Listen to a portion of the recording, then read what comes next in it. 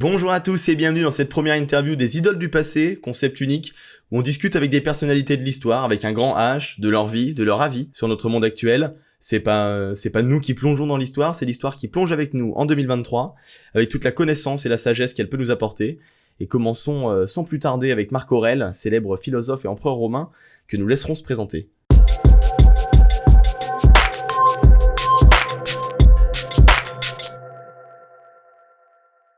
Eh bien, bonjour Marc Aurèle. Ton nom latin c'est Marcus Aurelius Antoninus. Pour faire simple, on dira Marc. Est-ce que tu peux te présenter assez brièvement en une phrase ou deux ? Bonjour, je suis Marc Aurèle, né le 26 avril 121 et mort le 17 mars 180, empereur de Rome de 161 jusqu'à ma mort et considéré comme l'un des derniers grands représentants de la philosophie stoïcienne. J'ai laissé des notes personnelles, appelées « Pensées pour moi-même », qui réfléchissent sur la vertu, la sagesse, la transcendance et la nature fugace de la vie humaine. En fait, comment elle se menait la vie quotidienne à ton époque ? C'était quoi le quotidien d'un Romain en fait au IIe siècle ? La vie quotidienne à Rome était très différente de ce que vous connaissez aujourd'hui. Nous commencions généralement notre journée à l'aube, par des prières aux dieux, suivies d'un petit déjeuner léger. La journée de travail commençait tôt, car la plupart des Romains préféraient faire leur travail le matin, lorsque le temps était plus frais. Le déjeuner, pris à la mi-journée, était un repas simple, souvent constitué de restes du dîner de la veille, et l'après-midi était consacré au repos et aux loisirs. Les bains publics étaient une institution sociale majeure à Rome, et beaucoup de Romains les fréquentaient quotidiennement. Le dîner était le repas principal de la journée, et était souvent une affaire sociale. Bien sûr, la vie variait considérablement en fonction du statut social. Il est à noter que, bien que nous ayons conquis une grande partie du monde connu de l'époque, nous étions très conscients de l'importance de la discipline, de la piété et du respect des traditions. Et toi du coup, en tant qu'empereur et philosophe, quelle était ta journée type, du matin au soir par exemple ? En tant qu'empereur, mes journées étaient très chargées et rigoureusement structurées. Elles commençaient très tôt le matin par des moments de réflexion et de méditation. Une pratique qui était essentielle pour moi en tant que stoïcien. Cela m'aidait à me concentrer sur la journée à venir et à me rappeler que je devais être prêt à accepter tout ce qui pouvait arriver avec tranquillité d'esprit. Après cela, j'assistais souvent à des réunions avec mes conseillers et mes généraux pour discuter des affaires de l'Empire. Ces réunions couvraient un large éventail de sujets, allant des questions militaires aux affaires judiciaires, en passant par l'administration provinciale. Il était crucial pour moi d'être constamment informé et impliqué dans ces questions pour assurer la stabilité et la prospérité de l'Empire. L'après-midi était généralement réservé aux audiences publiques. C'était l'occasion pour les citoyens de l'Empire de venir me présenter leurs préoccupations et leurs problèmes. C'était un aspect très important de mon rôle d'empereur, car cela me permettait de rester en contact avec les préoccupations quotidiennes du peuple. En fin de journée, je me retirais pour un moment de solitude et d'étude. Je lisais beaucoup, surtout les œuvres des grands philosophes, et je passais aussi du temps à écrire. Mes pensées, que vous connaissez peut-être, ont été écrites pendant ces moments de réflexion. Enfin, après le dîner avec ma famille, je finissais la journée par un peu plus de lecture et de méditation avant de me coucher. En tant qu'empereur, il était essentiel pour moi de maintenir un esprit clair et concentré, et ces pratiques m'aidaient à y parvenir. Quel est l'univers familial dans lequel tu as grandi ? Est-ce que tu as eu des frères et sœurs par exemple ? Qui étaient tes parents ? J'ai eu la chance de naître dans une famille noble et prospère, les Anii. Mon père, Marcus Annius Verus, était un homme de grande vertu et de grande éducation, et il a été une grande influence dans ma jeunesse. Malheureusement, il est mort quand j'étais encore très jeune, et j'ai été adopté par mon grand-père paternel, qui était aussi un homme de grande distinction. J'ai grandi entouré de parents et de tuteurs qui m'ont instillé un profond respect pour l'apprentissage et la vertu. Mon grand-père m'a enseigné l'importance de la générosité, de l'honnêteté et de la modération, des leçons que j'ai prises à cœur et que j'ai cherché à appliquer tout au long de ma vie. De plus, ma famille a toujours soutenu mon intérêt pour la philosophie, ce qui a été essentiel pour mon développement en tant que penseur et leader. Je suis reconnaissant pour l'éducation et le soutien que j'ai reçus de ma famille. Ils ont joué un rôle crucial dans la formation de l'homme que je suis devenu, et je leur dois une grande partie de ce que j'ai accompli en tant qu'empereur et philosophe. Est-ce que tu as été marié et est-ce que tu as eu des enfants ? Oui, j'ai été marié à la noble Faustina la Jeune. Elle était une femme de grande vertu, et nous avons eu ensemble un grand nombre d'enfants. Malheureusement, beaucoup d'entre eux sont morts dans leur jeunesse. Cependant, nos filles, Lukila et Fadila, ainsi que nos fils, Commodus et Antoninus, ont survécu jusqu'à l'âge adulte. Commodus, en particulier, a succédé à mon trône en tant qu'empereur à la suite de mon décès. Si tu devais en choisir une, qui est la personne que tu as le plus aimée au cours de ta vie? Ah, il est difficile de choisir une seule personne que j'ai le plus aimée, car mon affection ne se limite pas à un seul individu. J'ai eu une grande affection pour ma femme, Faustina, pour mes enfants, et pour ceux qui ont été à mes côtés, tels que mon frère adoptif, Lucius Verus. Cependant, une personne qui a profondément marqué ma vie et mes pensées est mon prédécesseur et père adoptif, Antonin le Pieux. Sa sagesse et sa vertu m'ont profondément influencé et m'ont aidé à façonner ma vision de la vie et du devoir. Et à l'inverse, qui est-ce que tu as le plus détesté? Je m'efforce de ne haïr personne. La haine est une émotion destructrice et ne contribue pas à une vie harmonieuse et équilibrée. Cela ne veut pas dire que je n'ai jamais ressenti de colère ou d'irritation envers quelqu'un, mais je ne laisse pas ces sentiments se transformer en haine. Et qui est-ce que tu as le plus admiré? L'une des figures que j'ai le plus admirées est certainement Épictète, le philosophe stoïcien. Bien que je ne l'ai pas connu personnellement, son enseignement a eu une influence significative sur ma pensée. Il a vécu sa philosophie avec une sincérité et une rigueur remarquables, malgré son statut d'esclave.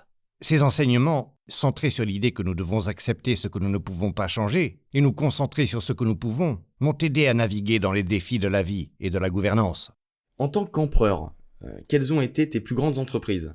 Mon règne a été marqué par la défense de l'Empire contre les invasions germaniques, une tâche à laquelle j'ai consacré de nombreuses années de ma vie. J'ai également cherché à promouvoir la justice et l'équité à travers l'Empire, en prenant des mesures pour améliorer les conditions de vie des pauvres, des esclaves et des femmes.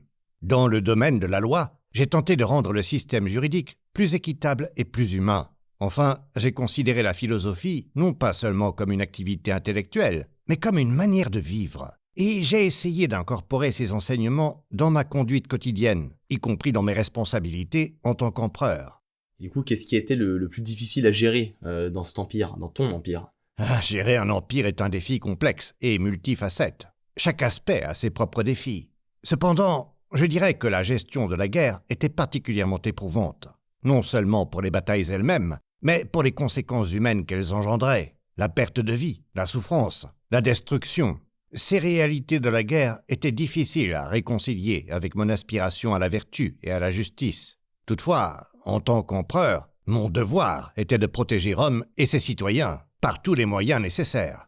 J'ai donc fait face à ce devoir avec détermination et j'ai toujours cherché à minimiser autant que possible les souffrances causées par ces conflits. Ok, est-ce que tu veux bien nous raconter un moment qui t'a particulièrement marqué, en bien ou en mal d'ailleurs, durant ton règne? Bien sûr.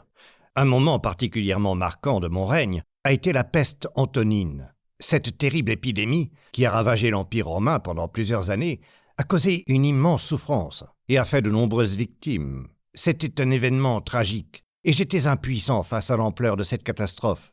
Cette épreuve m'a cependant appris à faire preuve de résilience, et m'a encore plus convaincu de l'importance de la philosophie stoïcienne, qui appelle à accepter ce qui est hors de notre contrôle et à nous concentrer sur la manière dont nous répondons à ces événements. Malgré la douleur et la tristesse, j'ai cherché à puiser dans cette philosophie la force nécessaire pour guider l'Empire à travers cette période difficile. Bon, tu nous parles du stoïcisme depuis tout à l'heure, donc tu te doutes que je vais te poser cette question, mais qu'est-ce que le stoïcisme? Le stoïcisme est une philosophie qui est née en Grèce antique, mais qui a trouvé une grande résonance dans la Rome antique. Il s'agit d'une philosophie pratique centrée sur l'éthique et qui met l'accent sur le développement de la vertu personnelle comme un moyen pour atteindre la tranquillité d'esprit, ou ce que nous appelons l'ataraxie. Le stoïcisme enseigne que nous devons accepter les choses telles qu'elles sont, sans nous laisser gouverner par nos désirs ou nos craintes. Il prône le détachement émotionnel face aux événements extérieurs, non pas par une absence de sentiments, mais par une compréhension rationnelle de la nature des choses et du monde. Selon le stoïcisme, notre bonheur ne dépend pas des circonstances extérieures, mais de la façon dont nous choisissons d'y répondre. En tant que stoïcien, je crois que la vertu, c'est-à-dire la sagesse, le courage, la justice et la tempérance, est le bien suprême. et que nous devons nous efforcer d'agir conformément à la nature et à la raison.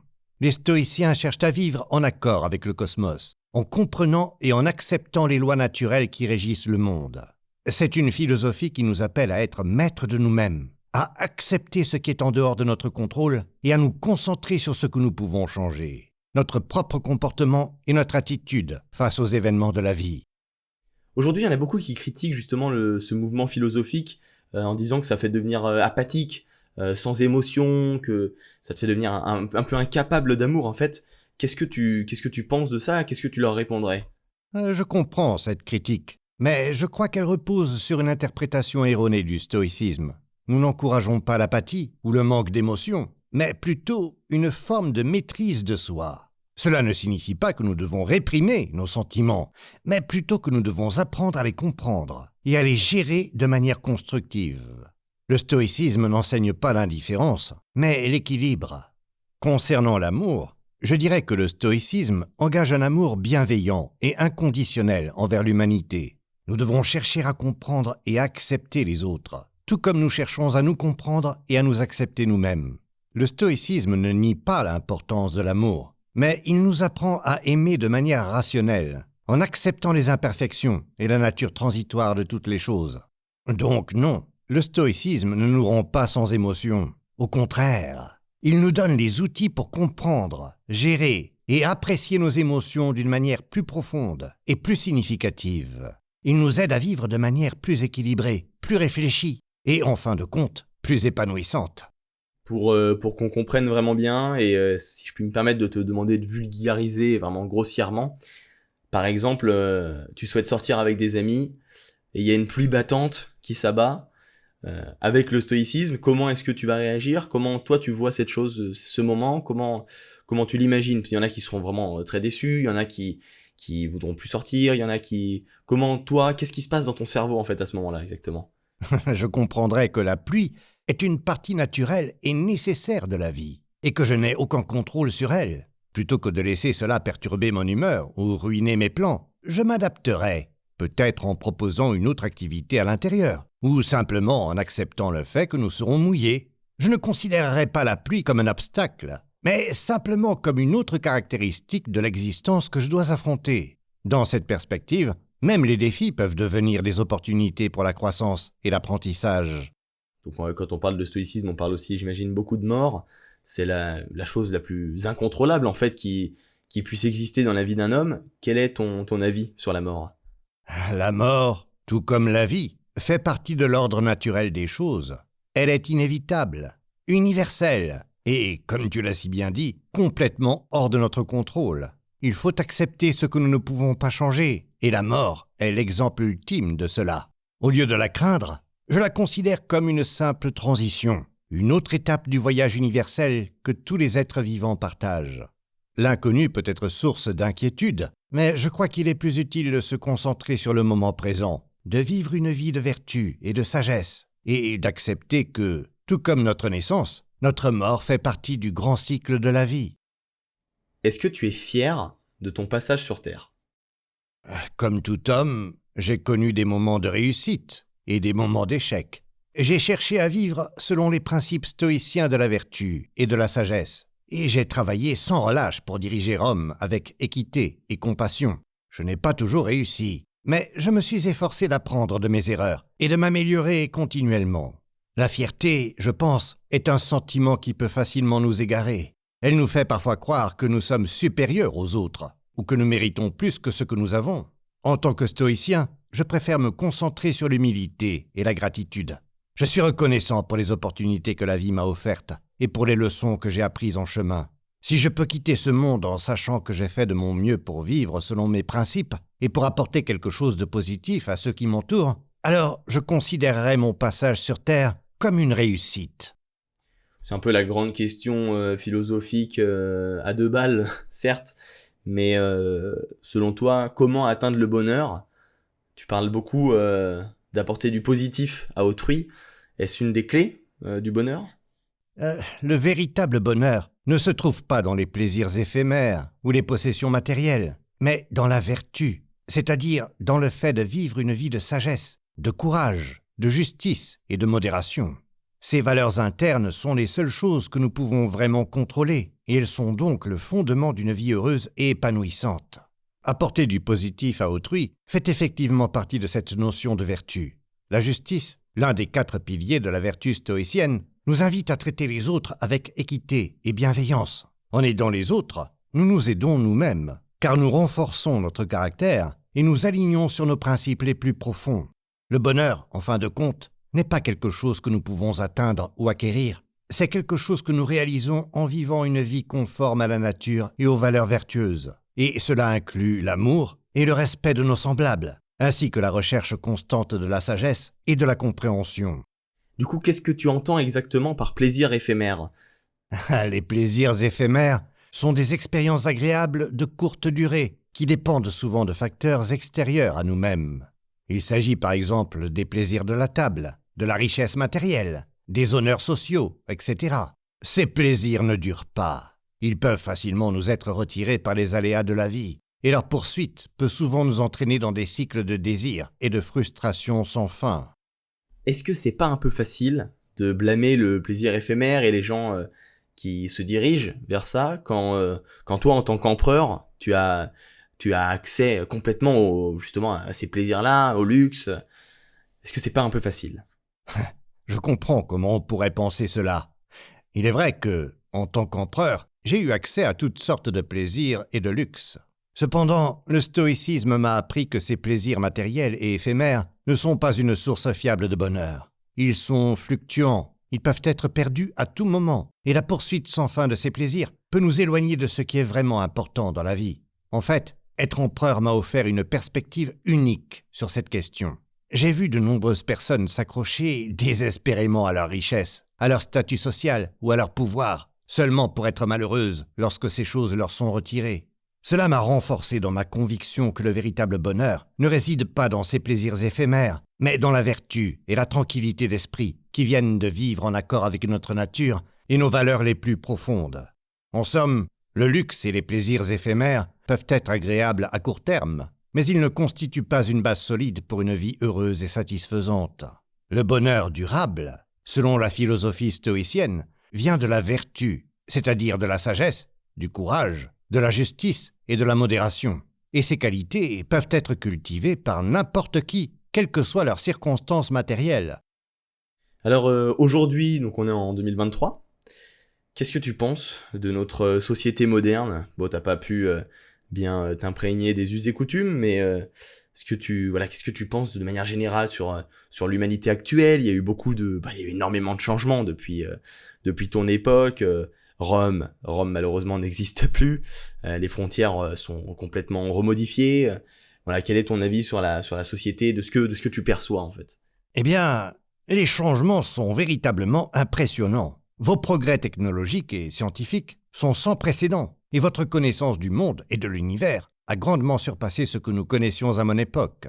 Cependant, je note avec une certaine tristesse que, malgré tous ces progrès, l'humanité semble toujours lutter avec les mêmes problèmes fondamentaux, la cupidité, l'envie, l'arrogance, l'ignorance, le manque de respect pour la vie humaine et la nature. Toutes ces choses existaient à mon époque, et elles semblent toujours présentes dans votre monde moderne. Cela ne signifie pas que tout est perdu, loin de là. En fait, je trouve cela réconfortant de voir combien de personnes aujourd'hui cherchent à comprendre le monde et à améliorer leur propre caractère. Les principes de la philosophie stoïcienne, par exemple, semblent avoir trouvé une résonance particulière chez beaucoup de gens aujourd'hui. Cela me donne de l'espoir pour l'avenir. Quant aux changements géopolitiques, ils sont aussi impressionnants. L'Empire romain n'est plus, et le monde a été redessiné de nombreuses fois. Mais n'oublions pas que le changement est la seule constante de l'univers. Rien n'est permanent, tout est en flux constant. Donc, même si les frontières ont changé, et même si Rome n'est plus l'empire qu'elle était autrefois, les principes fondamentaux de la sagesse, de la vertu et de la compréhension de notre place dans le monde restent les mêmes. Ce sont ces principes qui, je l'espère, continueront à guider l'humanité vers un avenir meilleur. Pour parler vite fait technologie, c'est vrai qu'il y a des progrès technologiques qui sont énormes. Lesquels te bouleversent le plus, toi, en tant qu'empereur romain du IIe siècle ? Les avancées technologiques que vous avez réalisées sont stupéfiantes à tous égards. Si je devais en choisir quelques-unes qui me bouleversent particulièrement, Je dirais Internet. La possibilité de communiquer instantanément avec n'importe qui, n'importe où dans le monde, et d'avoir accès à une quantité presque infinie d'informations, est vraiment fascinante. C'est une invention qui a le pouvoir de connecter l'humanité d'une manière sans précédent. Cependant, je note aussi les dangers potentiels d'une telle technologie, en termes de désinformation et de manipulation. Ensuite, les technologies médicales. Les progrès dans ce domaine sont incroyablement impressionnants. Les traitements contre le cancer, les interventions chirurgicales assistées par ordinateur, la génomique et même la possibilité de modifier les gènes à l'aide de techniques comme CRISPR sont presque incroyables pour quelqu'un de mon époque. Et puis, les voyages spatiaux. À mon époque, le ciel étoilé était un mystère fascinant, mais lointain. Voir que l'humanité a non seulement réussi à atteindre les étoiles, mais aussi à envoyer des engins spatiaux au-delà de notre système solaire, est absolument époustouflant. Et enfin, l'intelligence artificielle. La création de machines capables d'apprendre et de résoudre les problèmes de manière autonome est un autre développement remarquable. C'est une technologie qui peut avoir des implications profondes, tant positives que négatives, pour l'avenir de l'humanité. Cependant, malgré ces progrès, je reste convaincu que la plus grande réalisation possible pour l'homme est de vivre une vie de vertu, en harmonie avec la nature et en accord avec sa propre raison. La technologie peut aider à atteindre cet objectif, mais elle ne peut pas le remplacer. Pour aller plutôt sur un terrain politique maintenant, qu'est-ce que tu penses de nos régimes politiques actuels, notamment en France? Là, nous sommes en France, une république démocratique donc, ça s'éloigne grandement d'un empire sur bien des aspects. Donc, quel est ton avis là-dessus, quelle est ton opinion?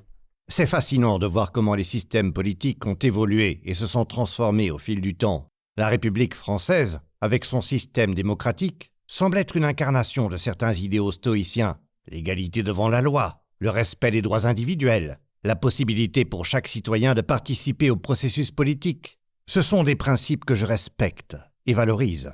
Cependant, n'importe quel système politique, peu importe combien il est idéalisé en théorie, peut être corrompu par l'égoïsme, la cupidité, l'abus du pouvoir et l'ignorance.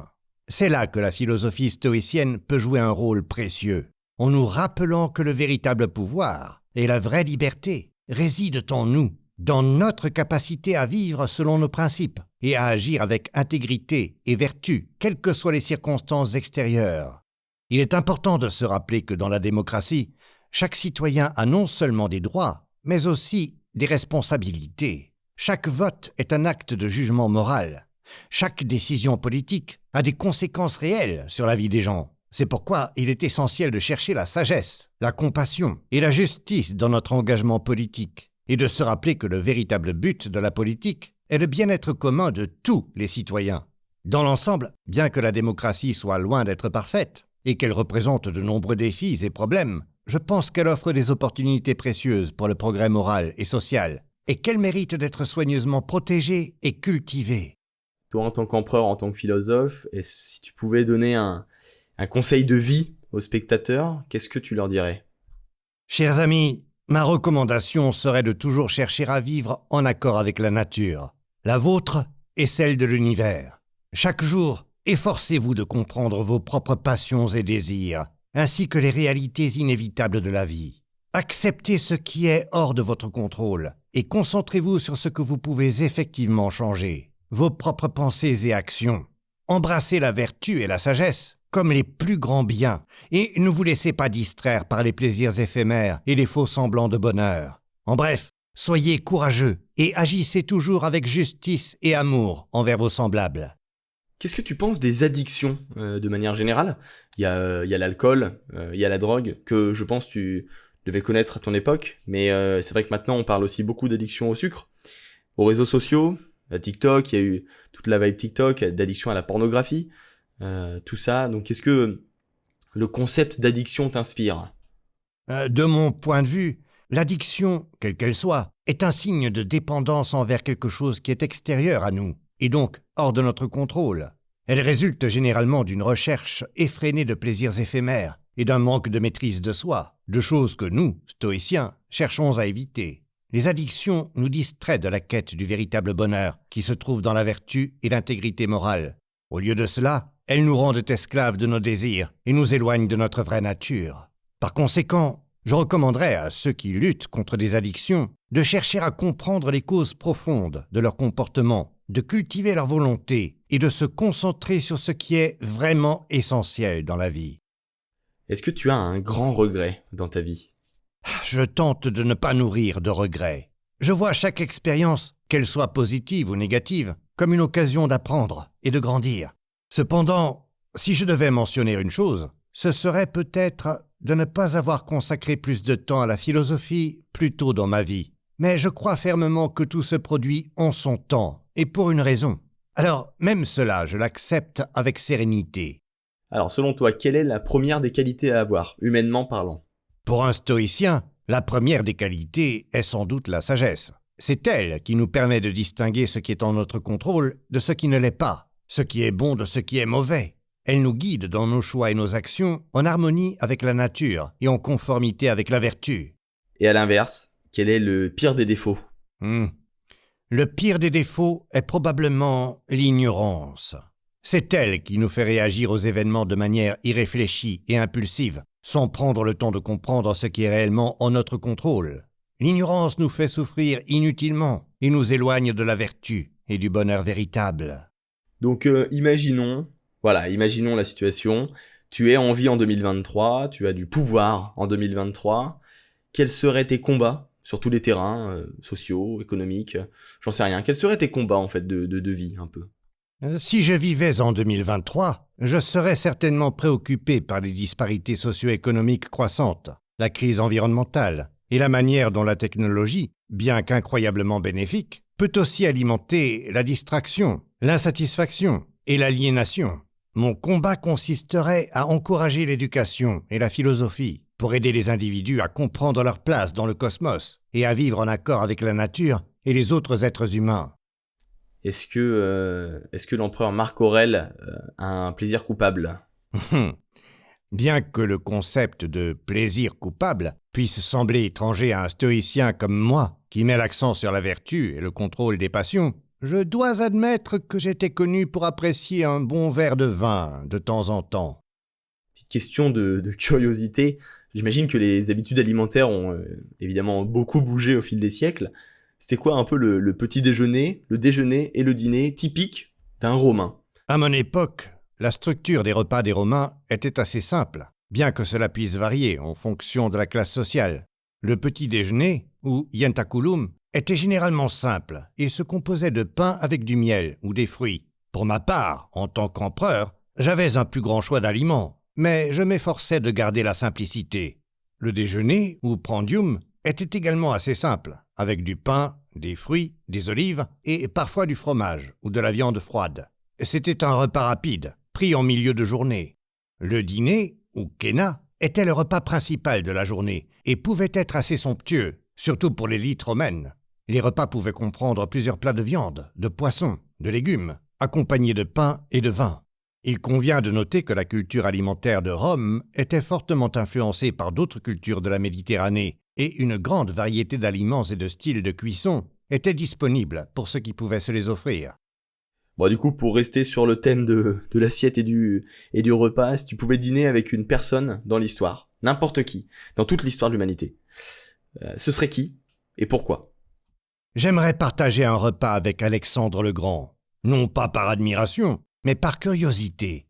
Alexandre a cherché la grandeur dans la conquête et la gloire, tandis que j'ai cherché la grandeur dans le devoir et la vertu. Je pense qu'une telle rencontre, une conversation entre deux hommes ayant vécu à des époques différentes et ayant suivi des chemins si divergents, serait extrêmement instructive.